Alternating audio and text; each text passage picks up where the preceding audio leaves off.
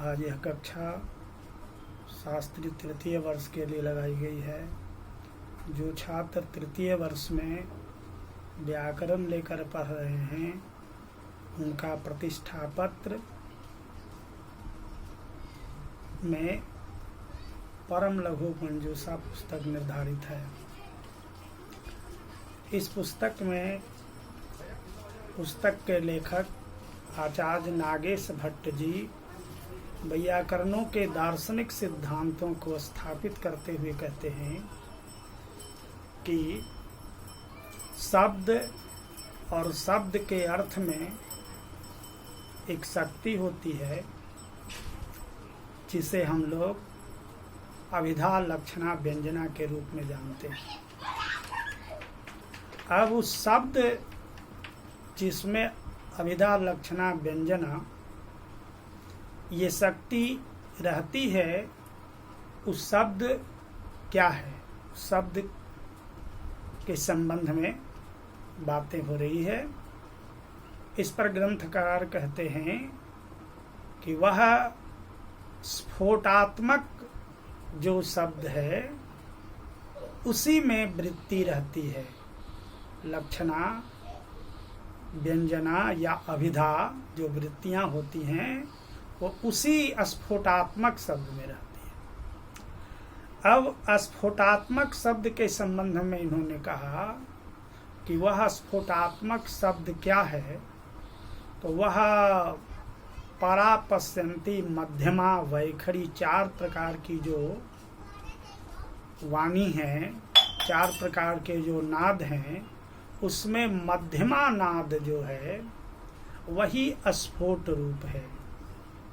मध्यमा नाद यद्यपि वह पर श्रवण गोचरी नहीं है, दूसरे के श्रवण इंद्रियों के द्वारा सुना नहीं जा सकता, केवल जप आदि के क्रम में उसका अनुभव किया जाता है, वह मध्यमा नाद है।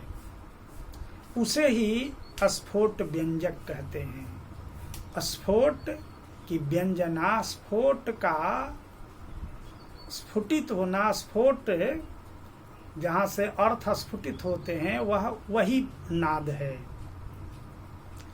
और उसके संबंध में उन्होंने कहा कि वह जो नाद है वह नित्य है और ब्रह्म रूप है। इसी को भर्तृहरि ने अपने पुस्तक वाक्यपदियम के ब्रह्म कांड में प्रथम श्लोक के रूप में कहा है, अनादि निधनम ब्रह्म शब्द तत्वम यदक्षरम विवर्तते अर्थ भावेन प्रक्रिया जगतो यतः। तो वह जो अनादि है उसका आदि नहीं है, कब से वह है, और अनिधन है अर्थात उसका निधन भी नहीं होता, अर्थात आदि और अंत, यानी न तो उसका प्रादुर्भाव होता है और न उसका विनाश होता है। वह जो शब्द का तत्व है, शब्द तत्व ब्रह्म रूप है, उसको ब्रह्म कहते हैं, ब्रह्मनाद कहते हैं। विवर्तते अर्थ भावेन, यहाँ पर दो अर्थ करते हैं कि उस ब्रह्म के अर्थ भाव से जगत के प्रक्रिया का निर्वाह होता है और शब्द भाव से शास्त्र की प्रक्रिया का निर्वाह होता है। अब यहाँ ये बात कहते हैं कि विवर्तते अर्थभावेन प्रक्रिया जगतो जतः, यानी विवर्तते अर्थभावेन, अर्थ के अनुसार जैसा अर्थ होता है वैसा वह नाद अपने आप को विकृत करता है, अपने आप वह विवृत होता है। ऐसी बातें वो कह रहे हैं। आगे ये कहते हैं, सच यद्यपि एक, वह नाद जो है जिसको हम लोग ब्रह्म कहते हैं, नित्य कहते हैं, वह एक है, अखंड है, जिसका खंडन नहीं किया जा सकता है। फिर भी तथापि पदम वाक्यम, फिर भी वह ब्रह्म जो है, नाद जो है, वर्ण रूप में, पद रूप में और वाक्य रूप में भी देखा जाता है। अब यहाँ आप कहें कि वर्ण, पद और वाक्य ये तीनों क्या है? यह तीनों एक नाद ही है, जिसको हम लोग ध्वनि कहते हैं। तो वर्ण, पद, वाक्य, ये जो रूप में जो नाद है, यद्यपि वह एक ही है, फिर भी कहते हैं कि वर्ण के रूप में अलग, पद के रूप में अलग, वाक्य के रूप में वो अलग दिखाई देता है। ऐसा क्यों? तो उन्होंने उदाहरण देते हुए कहा, जपा कुसुमादि लौहित पीतत्वादि व्यंजको परागवसात लोहित पीहित स्फटिक इति भानवत वर्णादि व्यंग्य स्फोट रूप पद रूपो वाक्य रूपश्च। कहते हैं कि जैसे जपा कुसुम, जपा फूल का नाम है, वह लोहित भी होता है और पीला भी होता है। अब उसके सामने अगर स्फटिक को रख दिया जाए, जबकि वह स्फटिक बिल्कुल सफेद होता है, तो उस पुष्प के प्रभाव से कभी वह लोहित तो कभी पीत दिखाई देने लगता है। उसी तरह से वह नाद पद के प्रभाव में आकर के पद के रूप में, वाक्य के रूप में वो दिखाई देता है, सुनाई पड़ता है। और वह है यद्यपि एक ही, अखंड है। फिर वो दूसरा उदाहरण देते हुए कहते हैं, यथा मुखे मणि कृपान दर्पण व्यंजकोपाधि वसात दैर्घ्य वर्तुल आदि भानम। जिस तरह से मान लीजिए कि तलवार है, खूब चमचमाता है, दर्पण है, गोला है। अब उसमें अपने मुख को आप उस पर देते हैं तो तलवार में तलवार के आकार का मुख हो जाता है, लगता है कि लंबा हो गया। गोल दर्पण में आप देखेंगे तो लगेगा आपका मुख दर्पण हो गया। मुख तो गोला नहीं है, दर्पण के तरह जो दिख रहा है नहीं है, तलवार के तरह लंबा नहीं है, लेकिन वह मणि कृपान, मणि के समान देखेंगे तो वहां अलग दिखेगा। तो जिस तरह से जिस वस्तु पर आपका मुख का प्रतिबिंब पड़ रहा है, उस वस्तु का जिस प्रकार का आकार होता है, उस प्रकार का मुख का प्रतिबिंब पड़ने लगता है, ऐसा भान होता है। उसी तरह से वह नाद जो है, कभी क के रूप में, कभी ख के रूप में, कभी ग के रूप में, जैसा आप कहने का मतलब वो बना हुआ सांचा है, बना हुआ उसकी जो आकृति है, उसके साथ मिलाते हैं, वैसा वो प्रतिबिंबित होता है। यद्यपि नाद में कत्व गत्व आदि का कुछ भी भान नहीं है, बिल्कुल वह कहने का मतलब है वो ब्रह्म रूप जो है, ओम करता हुआ जो ध्वनि है, वह उसमें कोई कत्व गत्व आदि का वर्ण ज्ञान नहीं होता है। इसीलिए आगे एक कारिका में कहते हैं, पदे न वर्णाः विद्यन्ते। कोई पद का मतलब यहाँ शब्द है। वर्ण में तो मान लीजिए क है, क में कहिएगा कि एक भी नहीं लिखेंगे, कहीं पर लिखा हो क ल म, इसमें कहिएगा 3 वर्ण है। तो कह रहे हैं पदे न वर्णाः विद्यन्ते। आप क ल म ये वर्ण को गिनते रहिए कि 3 वर्ण है, लेकिन पद में कोई वर्ण नहीं होता है। और वर्णेषु अवयवान च। अब यहाँ वर्णेषु का मतलब वाक्येषु, वाक्येषु अवयवान च।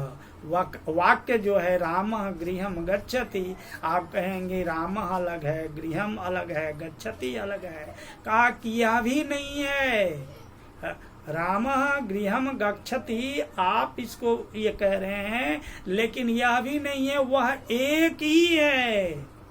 वाक्यात् पदानाम अत्यंतम प्रविवेको न कश्चन, कहा कि वाक्य और पद जो अलग अलग आप समझ रहे हैं उसमें एकदम बिल्कुल भिन्नता नहीं है, इसमें कोई अलग भेद नहीं है, प्रविवेक नहीं है, ऐसा समझना चाहिए। तो इस तरह से इनका कहने का मतलब है कि स्फोट व्यंजक जो नाद है, जो ध्वनि है, उसका कोई आकार नहीं है, कोई रूप नहीं है, वह उपाधि के भेद से, जिस तरह के उपाधि उसमें डालते हैं, इंग्लिश का डालेंगे ए हो जाएगा, बी हो जाएगा, सी हो जाएगा, लेकिन उस ध्वनि का कोई रूप नहीं होता है। किंच, और कुछ बतलाते हुए कहते हैं, व्यंजक ध्वनि गतम कत्व गत्वादिकम स्फोटे भासते। ये जो है कत्व गत्व, ये सब जो होता स्फोट में भाषित होता है, जैसे वो दर्पण में भाषित होता है आपका मुख, वैसे भाषित होता है। बिंब गत धर्म वैशिष्टेन प्रतिबिंबस्य लोके अवधारणात्, अने कहना है बिंबगत, बिंब में जो विशिष्टता रहती है, जिस प्रकार का बिंब होता है, बिंब में जो वैशिष्ट होता है, उसके कारण वह प्रतिभाषित होता है। इस तरह से व्यंजक रूप रुचितस्य व स्फोटकादेः भानाच्च, स्फोटकादि भान होता है। यथा जो एकस्य आकाशस्य, अब उदाहरण देते हुए पुनः समझाते हैं कि जिस तरह से आकाश, आकाश तो एक ही है, लेकिन घड़ा में जो आकाश आप देखेंगे तो घड़ा की आकृति लिए हुए तो घटाकाश कहेंगे, ये घट के जैसा दिखेगा। कोई मान लीजिए कि गिलास में आकाश देखता है तो गिलास के आकार देखेगा, गृहाकाश देखेगा घर के, लेकिन वह उपाधि के भेद से भिन्न भिन्न हो रहा है। आकाश तो आकाश ही है, आकाश एक ही है। उसी तरह से स्फोट व्यंजक जो शब्द है वह एक ही है। वह कात्व गात्व वाक्य इत्यादि जो आप कहते हैं वो सब उपाधि के भेद से अलग अलग होता है। उसी तरह से कहा कि सच एकस्य आकाशस्य घटाकाशः महाकाश इत्युपाधिको भेदः। घटाकाश देखेगा। यथा च एकस्यैव चेतनस्य औपाधिको जीव ईश्वर भेदो जीवानाम च परस्पर भेद। जैसी एक ही चेतना है, एक ही जीव है, किंतु वह ईश्वर में है तो वह ईश्वर कहलाता है, और जीव में है तो जीव कहलाता है। फिर जीव में भी जीवा नाम परस्पर भेद, हर जीव में अलग अलग है तो अलग अलग कहलाता है, लेकिन है तो वह चेतन एक ही है। एवं स्फोटे व्यंजक ध्वनिगत कत्वादि भानात् ककारो बुद्ध औपाधिको भेद व्यवहार।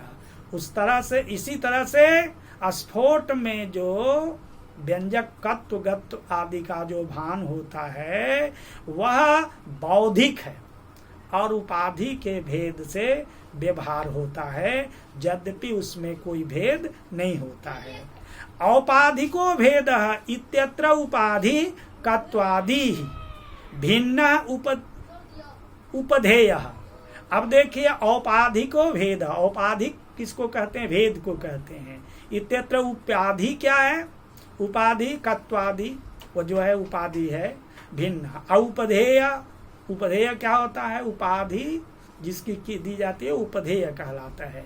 आकाश स्फोटादिक एक एव तात्पर्य, या आकाश आदि जो है वह एक ही है, ऐसा होना चाहिए। जिस तरह से एक ही आकाश को घटाकाश इत्यादि कहते हैं, उसी तरह से उपाधि के भेद से एक ही नाद को कभी राम कहिए, कृष्ण कहिए, रामः गच्छति कहिए, रामः आगच्छति कहिए, लेकिन ये सारे नाद जो है जिसको हम लोग ब्रह्म कहते हैं, ध्वनि कहते हैं, वह एक है। उसी को हम लोग अनस्वर कहते हैं, उसी को हम लोग ब्रह्म कहते हैं। शेष पुनः अगली कक्षा में बताएंगे। यह दार्शनिक विचार है, वैयाकरणों का दार्शनिक विचार। दार्शनिक का मतलब सूक्ष्मतम विचार है, सूक्ष्म से भी सूक्ष्मतम विचार को ही दार्शनिक विचार किया कहा जाता है। ऐसा वैयाकरणों ने भी विचार किया है और इसी दार्शनिक विचारों को नागेश भट्ट ने इस परम लघु मंजूषा पुस्तक में स्थापित किया है। शेष अगली कक्षा में। ओम।